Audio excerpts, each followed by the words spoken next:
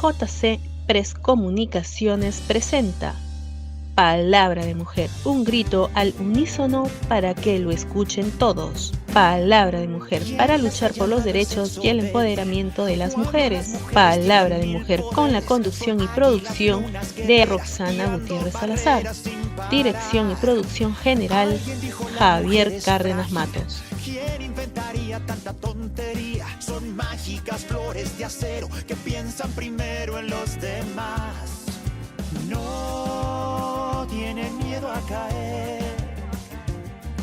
pues saben sacudirse el polvo sin perder la fe. Mujer. El tema de hoy es la mujer en la lucha de la independencia.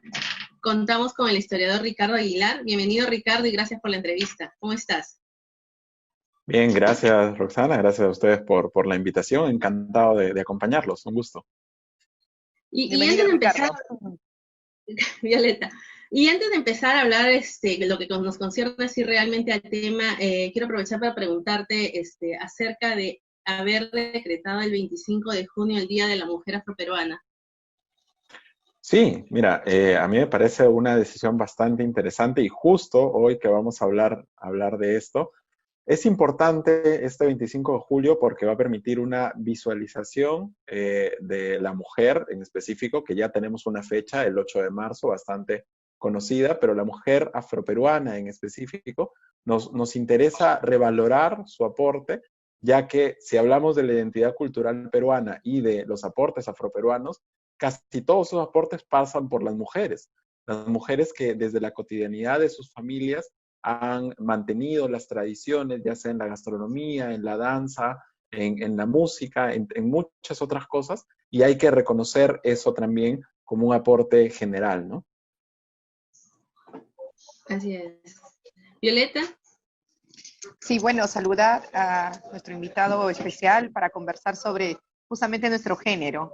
Y es interesante el día, bueno, que le ha dado especialmente a la mujer afroperuana, que fue en muchas décadas invisibilizada, pero es parte de nuestras luchas de derechos de las mujeres. Más aún que nos acercamos al bicentenario, es para conquistar no solo la libertad, sino también muchos derechos que hasta ahora ya tenemos las mujeres, ¿no?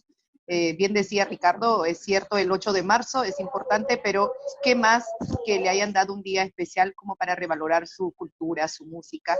Y bueno, agradecerle. Víctor, además, quizás la pregunta allí va, ¿no? ¿Por qué para cada espacio las mujeres tenemos que siempre levantar la voz? ¿Por qué la sociedad aún machista no toma como un derecho natural de toda persona y pueda dar el espacio necesario? Porque siempre tenemos que estar mediante marchas, mediante nuestras conquistas siempre ha sido a costa de vidas, de entregar vidas, o a costa de mucho sacrificio para las mujeres en especial. No sé qué opinas frente a eso, estimado Víctor. Sí, mira, yo creo que es bien interesante destacar lo que señalas. Mira, yo soy historiador, así que igual mi especialidad me hace leer un poco y dentro de este tema sentirme como un invitado. Tengo muchas colegas que son historiadores desde la universidad y muchas profesoras mías también que me han enseñado a entender la sociedad como un tema complejo. Y si no leemos así, aún van a seguir quedando deudas pendientes en el tema de las mujeres, en el tema de los niños, en el tema de las diferentes etnias, afroperuanos, amazónicos, andinos.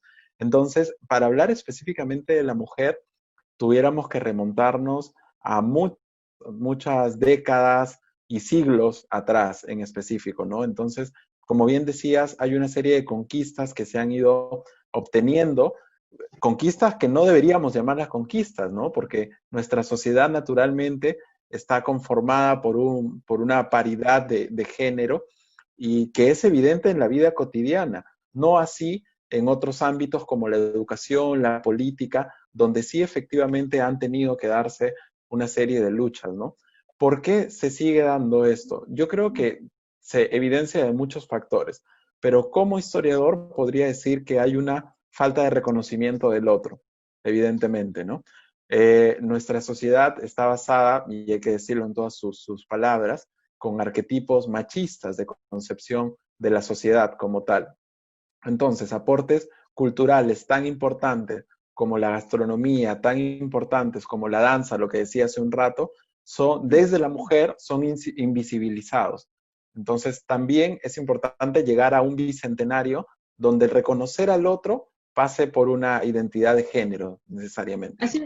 Así es, Ricardo, ¿no? Y a puerta de Bicentenario es importante, pues, comenzar a mirar el proceso independentista de lo femenino, creo yo, ¿no? En este proceso, pues, contamos con muchas mujeres heroínas olvidadas y que a la hora realmente de plasmarlas en el papel se olvidaron o simplemente la discriminaron. Pero ¿cuál realmente fue el aporte real de la mujer en la lucha de la independencia? Mira, nuestra historia se ha traducido en héroes y estos héroes, la gran mayoría, sin equivocarnos, podemos decir que son hombres, ¿no? Pero si uno va al archivo, si uno ve la conformación de la independencia, que básicamente fue una guerra civil, te encuentras que en una guerra civil hay población femenina, un gran componente de población femenina. Entonces, ¿qué ha pasado con nuestra historia?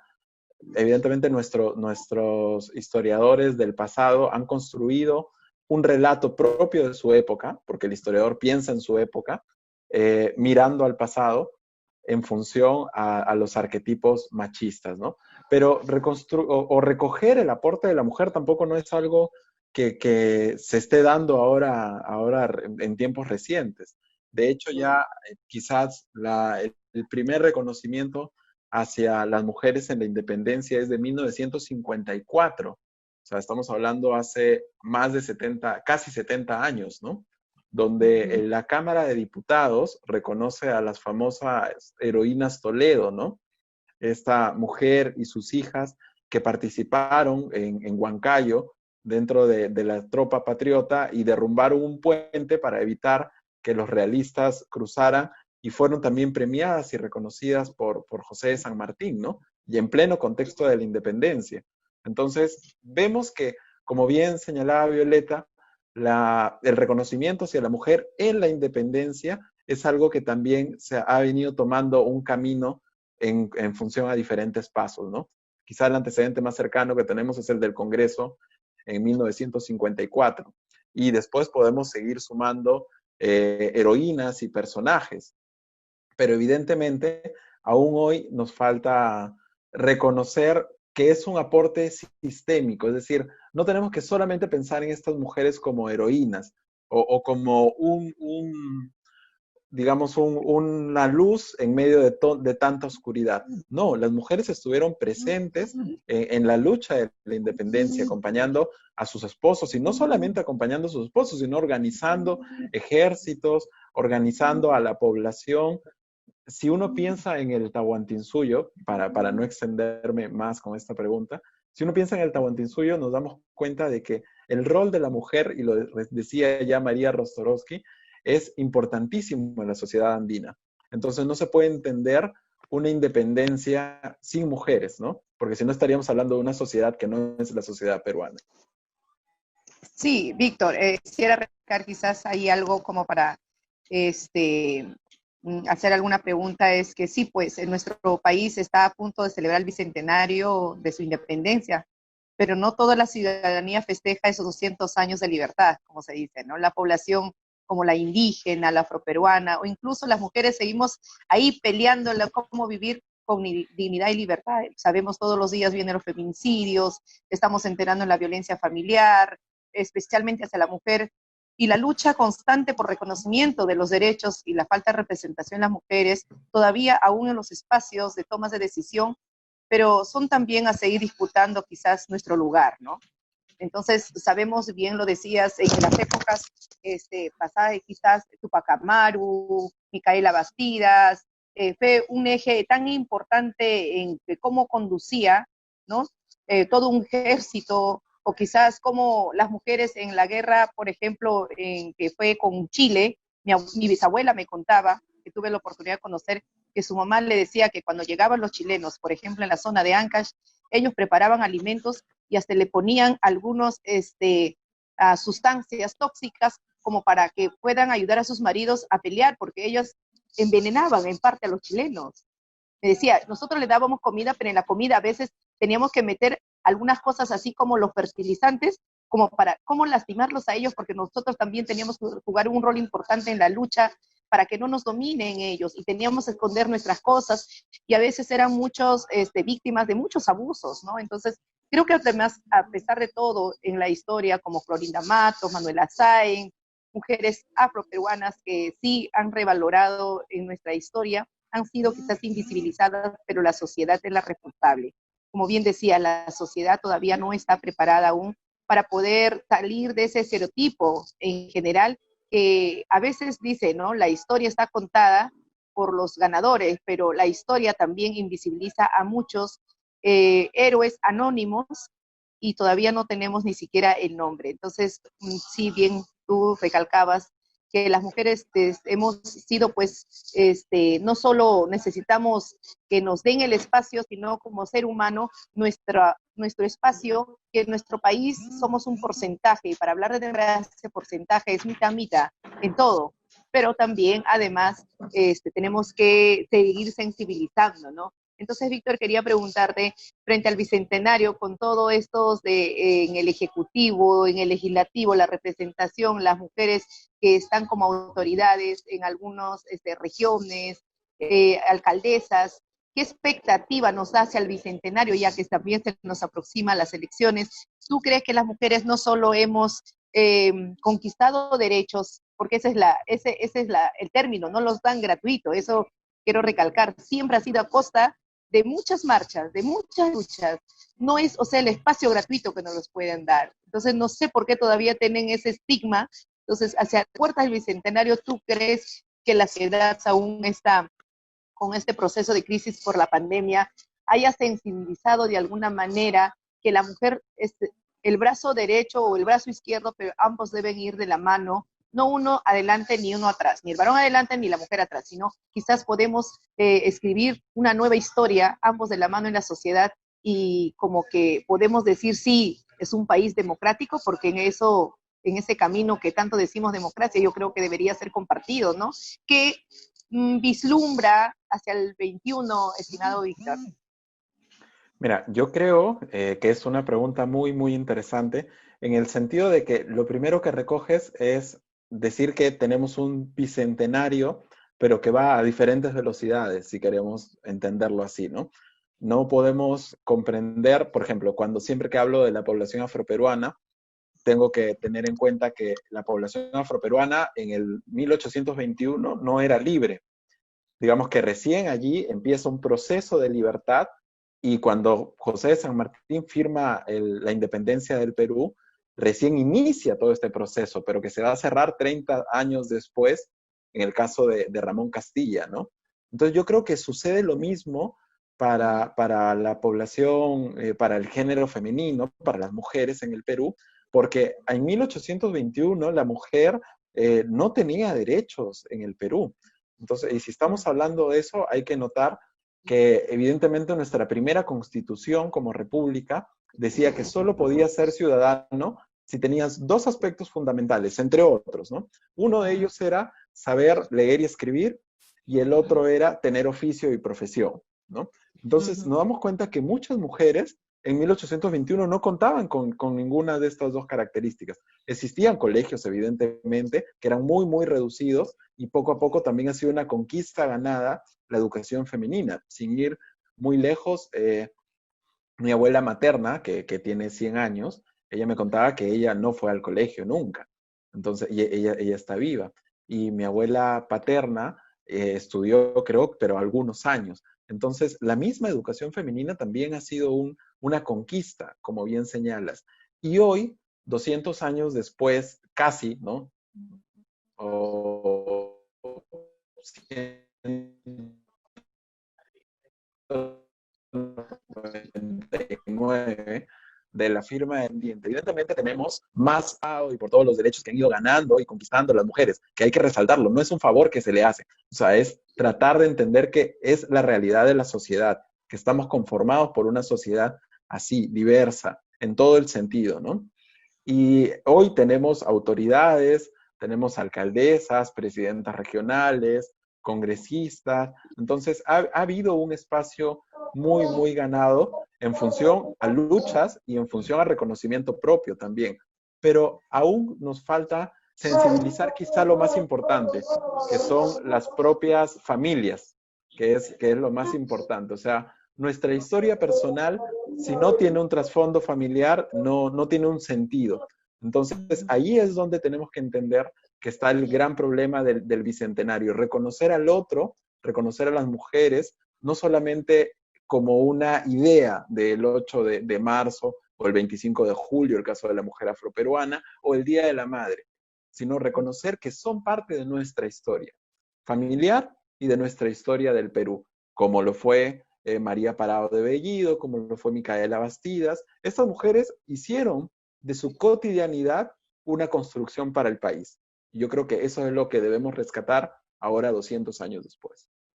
Ricardo, aparte, bueno, de la lucha directamente que hemos tenido las mujeres en este contexto de independización, ¿cuáles son las otras formas de participación femenina? ¿No? Tú nos hablas de ese transporte, de esa transformación o trasfondo familiar.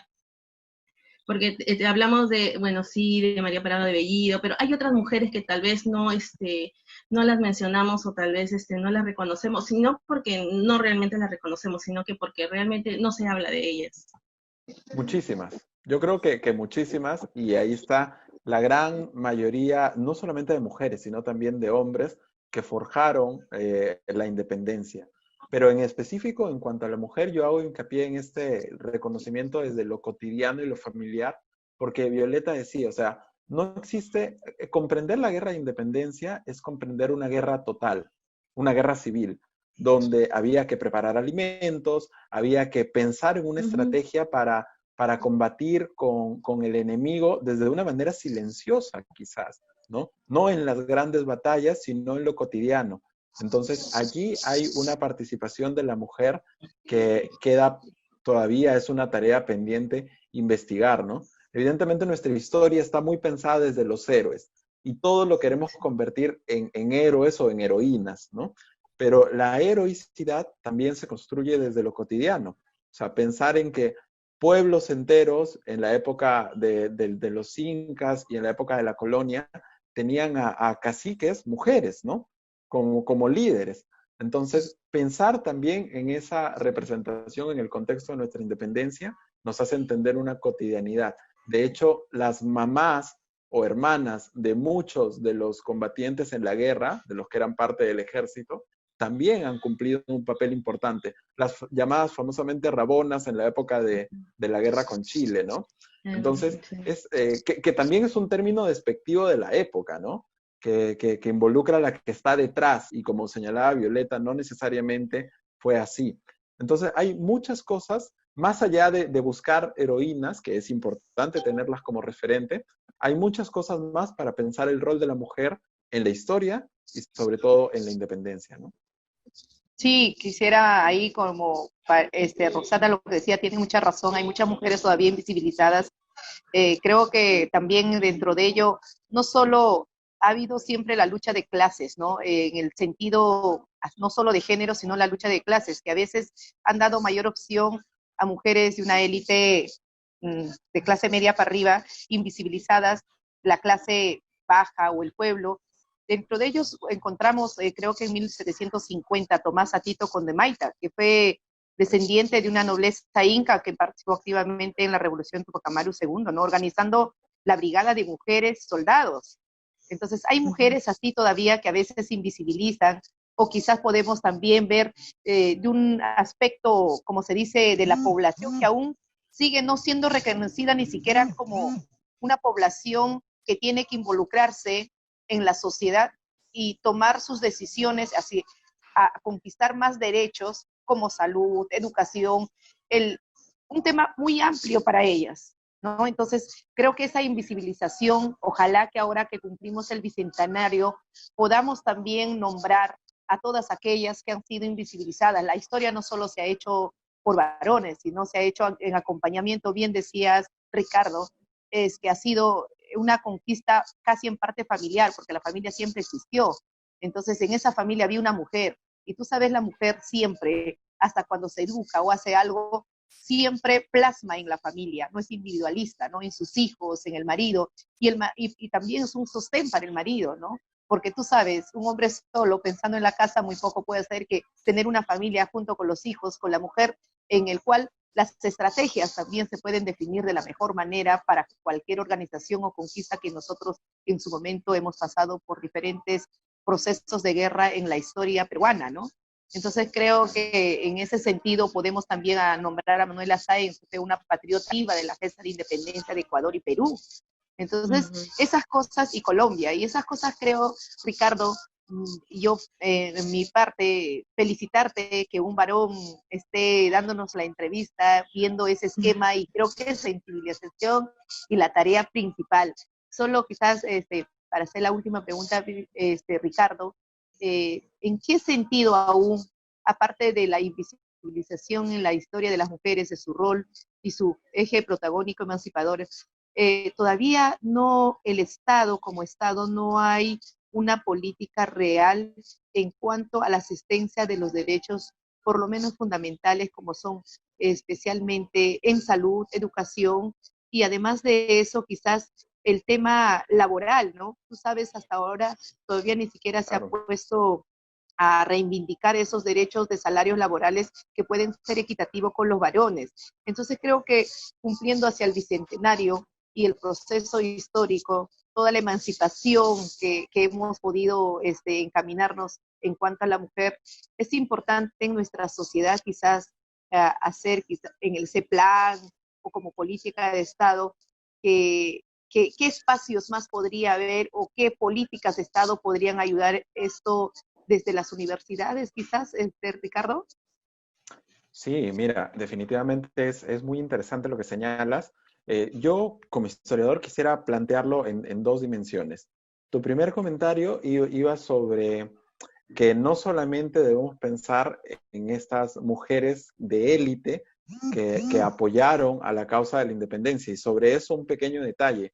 En 1822, José de San Martín condecora a un grupo de mujeres, bueno, José de San Martín sabemos que crea la Orden del Sol un año antes, pero el año siguiente condecora a un grupo de mujeres que, si uno lee más o menos los apellidos, eran parte de la élite de Lima, ¿no?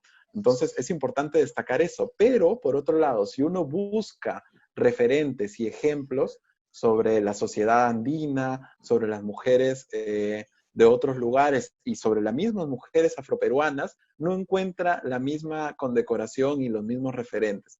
Entonces, aún hoy, allí hay una gran tarea pendiente. O sea, ¿cómo podemos enseñarle no solamente a las mujeres de Lima y de la costa, sino a todas las mujeres del Perú que su participación ha sido importante en la historia peruana? Y para eso son los referentes, no solo para poner una estatua y construir un pedestal o hacer una marcha, no, sino para enseñarle a las personas que todo lo que tenemos hoy es parte de una construcción histórica, ¿no? Y en esa línea lo que dices es muy cierto también en función a los temas pendientes, ¿no? O sea, ya reconocemos que la mujer tiene un espacio, pero aún así siguen habiendo feminicidios, siguen existiendo disparidad en los salarios, siguen existiendo problemas de discriminación, entre muchas cosas. Y todo tiene que partir, siempre es un doble juego. Digamos que el Estado tiene un rol importantísimo, pero volviendo al tema de las familias, todo parte desde casa, ¿no? Todo parte de la educación, de la explicación, de muchas mujeres y también de muchos hombres, ¿no? Por eso es para mí tan importante estar hablando de este tema. Si no entendemos esta dualidad, este juego entre el Estado y la propia concepción familiar para todos los temas y en específico para el tema de la mujer, poco se va a poder hacer en el Bicentenario. Digamos que el gran reto de reconocer al otro pasa por allí, ¿no? Pasa por reconocer la diversidad del otro, el lugar, y pasa por reconocer los temas pendientes. Grandes de ellos son la salud, la educación y el trabajo. Y bueno, Ricardo, sí, ¿no? Empezar a resaltar ya no solamente, como tú dices, desde 1954, sino ya desde 1822 con San Martín, que entregó la Orden del Sol del Perú y condecoró a 112 mujeres, ¿no? Indígenas, exacto, negras, mulatas, y bueno, que destacaron y él los reconoció sobre todo, ¿no? Para cerrar, ya que el tiempo es cortísimo, algo que desees complementar acerca del tema que hemos estado hablando hoy día, en que es el tema de la mujer y la independencia. Sí, bien, básicamente lo que veníamos diciendo, que necesitamos tener estos referentes y investigar cada vez más, pero no investigar para guardarlos en un libro, sino para transmitirlos y que eso nos ayude a comprender dos cosas. La primera, que la independencia, lo que vamos a celebrar el próximo año, fue un gran proceso muy complejo, donde estuvo involucrada toda la sociedad peruana. Y lo segundo es que este proceso nos permite disfrutar de esos escenarios que si no se piensa, diríamos. Entonces creo que el tema de la mujer es parte de algo que debemos sentirnos muy orgullosos y debemos revalorar. Bueno, sí, gracias Ricardo, ha sido muy interesante conversar y todavía te quedan temas pendientes, ojalá tengamos la siguiente entrevista y agradecerte. Entonces, hasta aquí, muchas gracias Rosana, estamos creo la siguiente semana conversando muchos temas más importantes, no solo de género, sino también nuestra coyuntura política.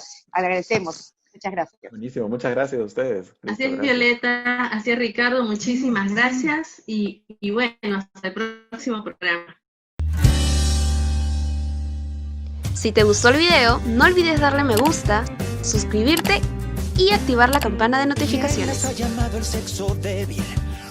Para más contenido, visítanos, dale me gusta y síguenos en nuestra página de Facebook, Palabra de Mujer.